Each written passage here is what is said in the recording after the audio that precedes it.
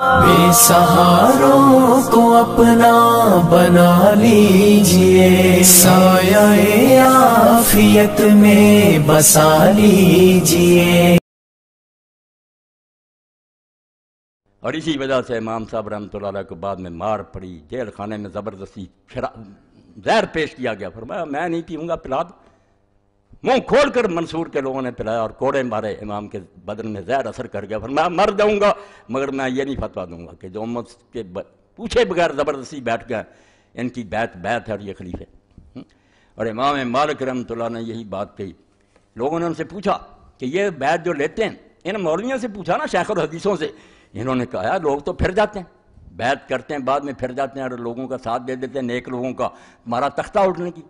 تو انہوں نے ایک حجاجی قسم نکالی، حجاج بن یوسف ظالم کے نام پر مشہور ہے، مولویوں نے بتایا کہ تم یہ قسم لیا کرو کہ میں بیعت کر رہا ہوں اس کی، اور اگر میں اس بیعت سے پھروں تو میری بیویوں کو طلاق، میرے غلام آزاد، اور میرا سارا مال اللہ کی راہ میں صدقہ، کہ یہ منواؤ اس سے تاکہ پھریں تو سب کچھ ہو جائے۔ اب امام مالک رحمۃ اللہ علیہ سے لوگوں نے پوچھا کہ یہ قسم لیتے ہیں عباسی؟ انہوں نے فرمایا یہ قسم کوئی قسم نہیں، اٹھا دیا کرو اور جب موقع میرے ان ظالموں کا تختہ ہو۔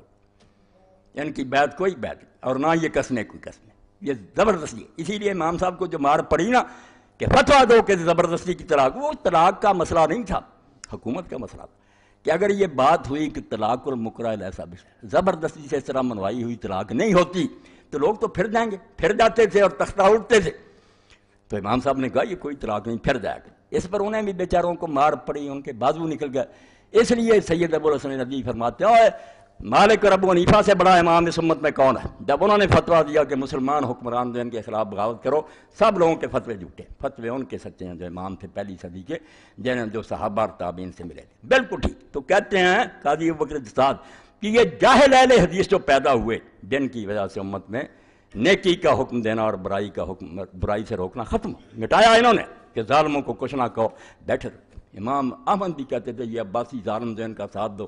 ابن تیمیہ بھی ساری عمر یہ پرچار کرتے۔ یہ جو ابن حزم تھا نیک اللہ کا بندہ، جس نے کہا جب بھی کوئی عادل آدمی کھڑا ہو جائے اس حکمران سے زیادہ نیک تو زیادہ نیک کا ساتھ دو، وہ باغی نہیں، حکمران باغی، جو تخت پر بیٹھا باغی وہ ہے جو دین کو چھوڑے بیٹھا، اس کا ساتھ دو ریت میں سے جو اٹھا ہے مقابلے میں، وہ نیک اٹھا ہے اہل حدیثوں میں سے، جس کی المحلہ میں یہ مسئلہ واضح ہوا۔ اور اس نے دلیلیں دی کہ کون ہے اجماع کرنے والا فقیہ؟ حسین رضی اللہ عنہ سے، ابن زبیر سے، اور جو مدینہ شریف سے اٹھے تھے صحابہ الحرہ، صحابہ اور تابعین، ان سے بڑا کون فقیہ پیدا ہوا؟ وہ اٹھے نہیں تھے یزید کے خلاف، اور دوسرا کون ہو تم اس قسم کے فتوے؟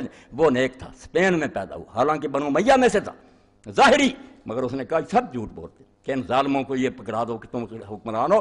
یہ حکمران نہیں ہے، حکمران ہوا جن کو ہم چنیں گے، اپنے گھر سے پکڑ کر لائیں گے کہ ہم تمہیں حکمران بناتے ہیں، وہ ہوگا حکمران۔ وہ اگر ٹیڑھا بھی ہو جائے گا بعد میں، اگر پہلے ہی ٹیڑھا تو ہمارا انتخاب کا رد، ہم نے بھی غلط چنا، اگر چنا ٹھیک تھا بعد میں غلط ہو گیا تو ٹھیک، دیکھیں گے کہ بہت دور تو نہیں نکل گیا، غلط باتیں اس کی نہیں مانیں گے مگر اصلاح کی کوشش کریں گے۔ یہ مسئلہ صاف کر لو، ورنہ صرف اتنی رعایت دیتے ہیں کہ جنہوں نے پہلے جہاد کیا یار ان سے غلطی ہوئی ہے مگر اللہ معاف کرے، اب جب پتہ چل گیا کہ بغاوت نہیں کر سکتا، اب جو کرے گا وہ مجرم، توبہ توبہ۔ تو ان کے لوگوں کو باغی کہتے ہو؟ باغی وہ ہیں جو تخت پر بیٹھے ہوئے شریعت کے خلاف چل رہے ہیں، انہوں نے شریعت سے بغاوت کی ہے، اٹھنے والے باغی نہیں۔ یہ حکمرانوں کی ڈکشنری ہے کہ رعایا کو باغی کہتے ہیں، دین میں باغی وہ ہے جو دین کو چھوڑے بیٹھا، خواہ وہ حکمران ہے خواہ رعیت۔ تو امام فرماتے ہیں جاہل اہل حدیثوں کی وجہ سے امت میں ختم ہو گیا یہ جذبہ کہ برائی سے ٹوکو اور نیکی کا حکم دو، حتیٰ تغلب الظالمون علی امور الاسلام۔ یہ این ٹیڑھی ہو گئی، کہتے ہیں اسی کا نتیجہ نکلا کہ ظالم جو ہیں اسلام میں وہ حکومتوں پر چھا گئے، اسپین سے لے کر انڈیا تک بیٹھے ہوئے ہیں، ہزاروں سال تک راج کرتے رہے، لوگ صرف بیٹھے رہے، تماشا دیکھتے رہے، سلام کرتے رہے، ظالم مسلمان حکومتوں پر بیٹھ گئے۔ فمن کان ھذا مذہب فی الامر بالمعروف والنہی عن المنکر کیف یری امامۃ الفاسق۔ وہ کہتے ہیں تم لگاتے ہو کہ ابو حنیفہ رحمۃ اللہ علیہ نے کیا کہ بدماش کی حکومت جائز ہے، جس کا مطلب یہ تھا کہ 50 نفلی حج کرنے سے بہتر ہے کہ ان ظالموں کے خلاف جو اٹھے ان کا ساتھ